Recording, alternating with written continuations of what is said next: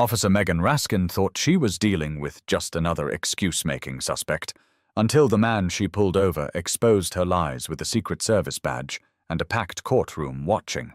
"You can't be serious," Officer Megan Raskin said with a smirk, loud enough for the jury to hear.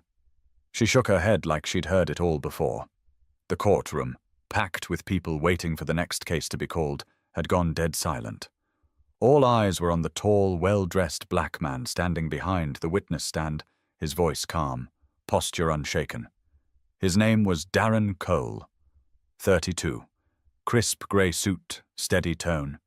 From the outside, he didn't look like trouble.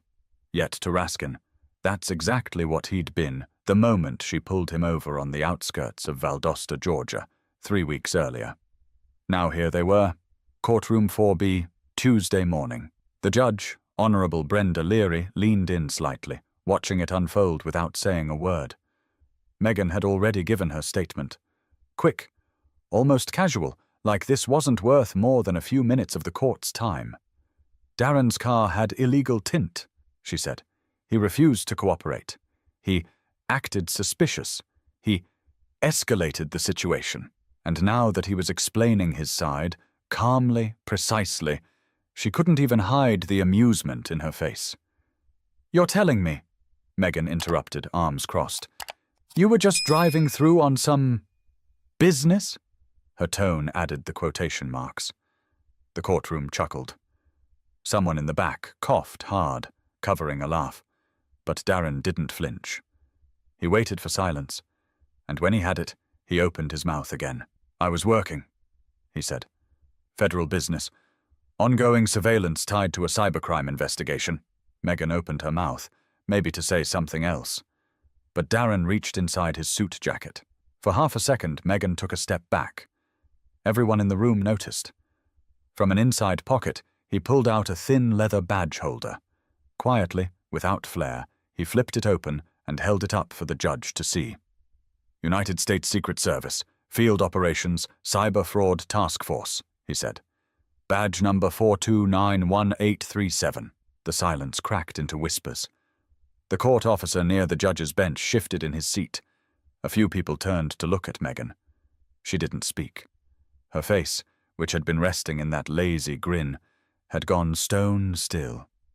Judge Leary motioned toward the bailiff, who stepped over, looked at the badge, then nodded to the judge. A beat passed. Then the judge leaned forward slightly and said, "Ms. Raskin, would you like to respond?" Megan blinked, her lips parted just enough to start forming words, but nothing came out. "I was not at liberty to disclose my status during the stop," Darren said, his voice never rising.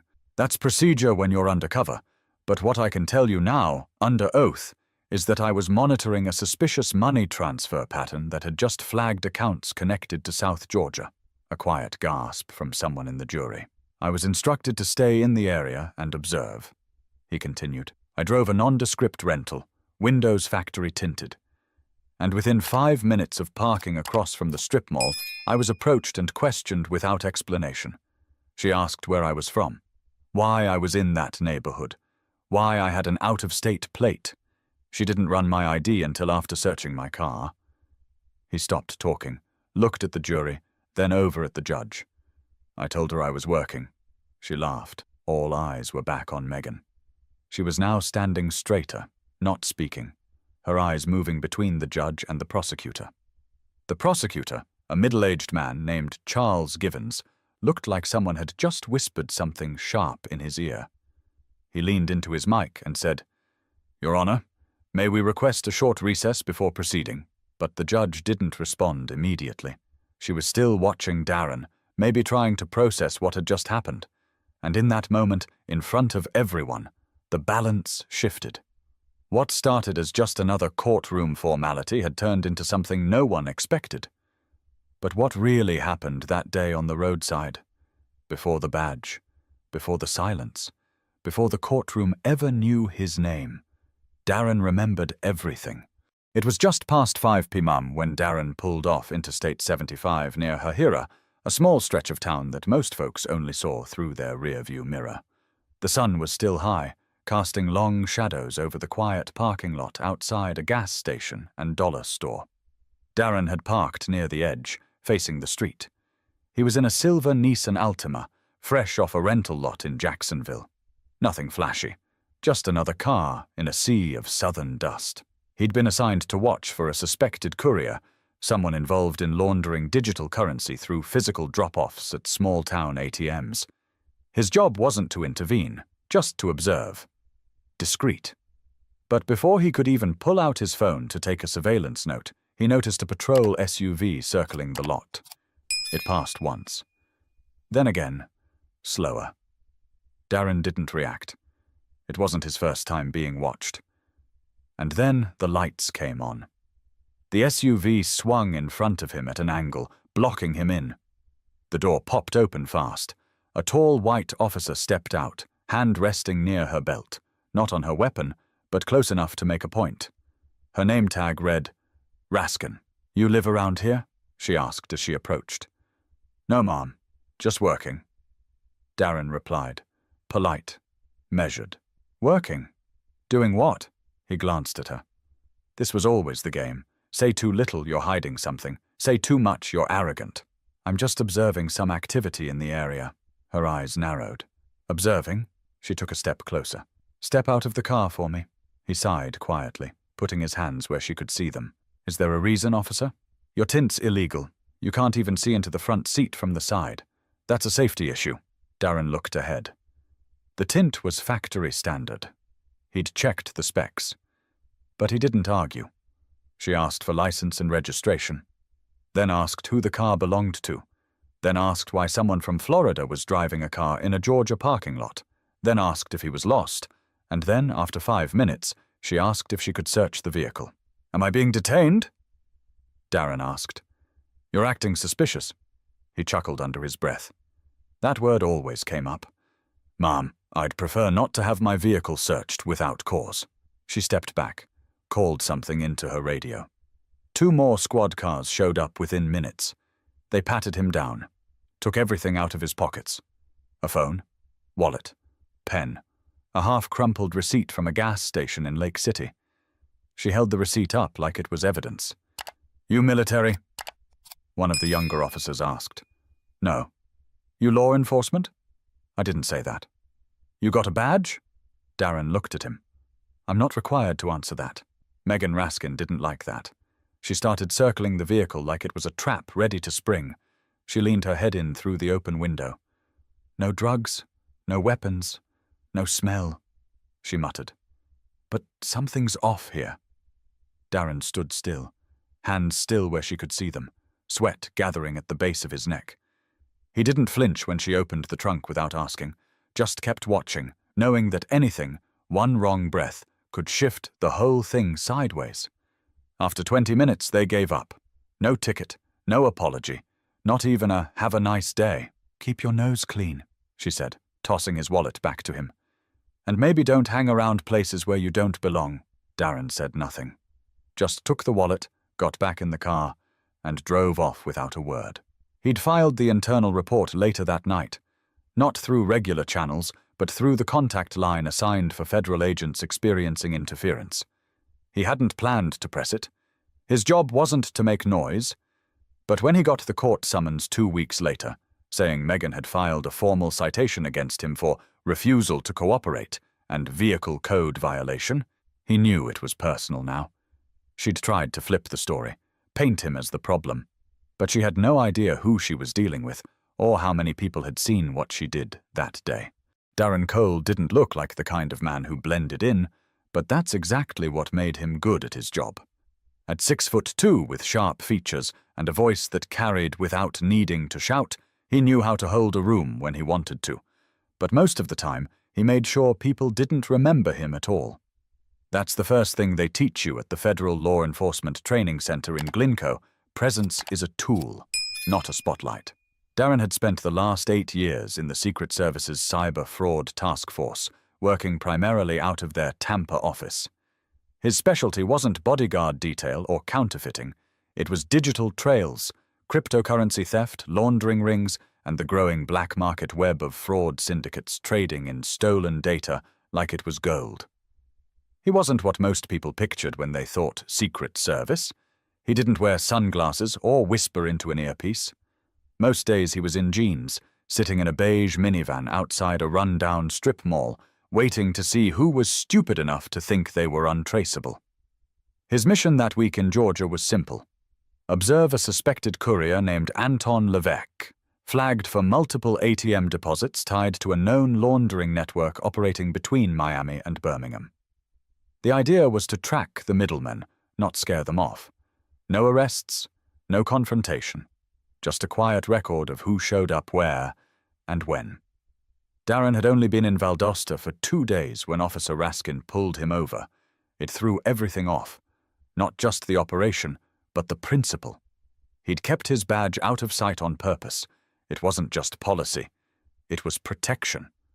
In his line of work, the wrong person knowing who you are can get you followed, exposed, or worse. But being treated like a criminal for doing his job? That still cut deep. It brought him back to something his father once told him in high school after a local cop accused him of stealing his own bike. Doesn't matter what badge you wear if they decide they don't like the look of you. His father, Clarence Cole, had worked logistics for Upes in Gainesville for 27 years. Never missed a day. Never raised his voice. But the world had still found ways to remind him what it thought of black men who stood too tall or talked too clear. Darren didn't like talking about that night in Hahira. Not with his supervisor. Not with his girlfriend Simone. Not even with himself. But the report had to be filed. And when that citation showed up in his mailbox, he knew silence wasn't an option anymore. His supervisor, Special Agent Carla Drummond, called him immediately. "She actually filed on you?" she asked, her voice tight. She did. Carla let out a slow exhale. "Want us to intervene?" Darren shook his head. "No, I want to handle it in court. You sure?" "I want them to see it happen. I want it to be on record." So he prepared his statement. Pulled every detail he could legally share. Surveillance logs, GPS data, even the time-stamped photo of Raskin standing near his trunk, her hand on the lid. His badge would come out only if necessary, and after she'd already tried to discredit him. He wasn't there for revenge. He wasn't looking for headlines. He just wanted the truth to land where it belonged. And when that moment came, when her laughter echoed through the courtroom and the smirk spread across her face, Darren didn't get angry. He simply opened the badge holder. Because that's the other thing they teach you early in the service. When you've got the truth, you don't have to raise your voice to be heard. But he wasn't the only one ready to speak, because there were others who saw what happened that day, and they were about to make themselves known. The court reconvened 20 minutes later. The judge's face was unreadable. Prosecutor Charles Givens had returned with a legal pad filled with fresh notes, flipping pages with an urgency that didn't match his usual steady rhythm.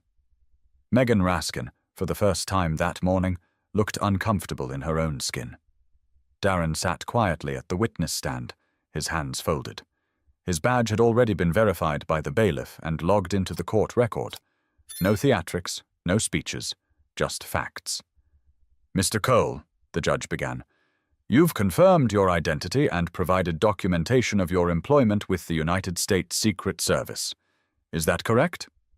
"Yes, Your Honor." "And you were conducting federal surveillance in Lowndes County at the time of the incident?" "I was." She paused.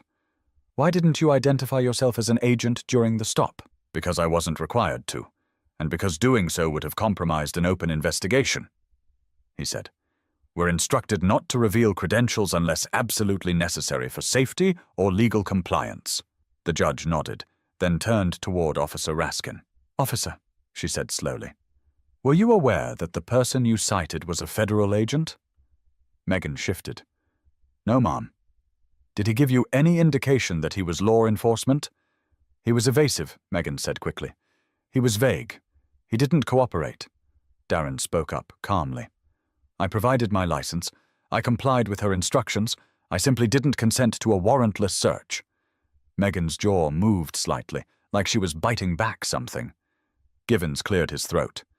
"Your Honor, we'd like to request the opportunity to question the witness in more detail regarding the events of that day." The judge granted it. Darren recounted everything. The patrol car circling twice, the aggressive approach, the unnecessary backup, the search without consent, his refusal to answer certain questions, the way Megan leaned into the car and muttered to herself, her parting words, "Don't hang around places you don't belong." The words landed like a slap. In the back row, a woman in a dark green blouse raised her hand. She was called forward. Her name was Carla McKinney. She worked at the family-owned nail salon across from the gas station. She remembered that day clearly. "I saw the whole thing," she said. "I was standing at the window with my co-worker. We saw him parked, not doing anything, just sitting there.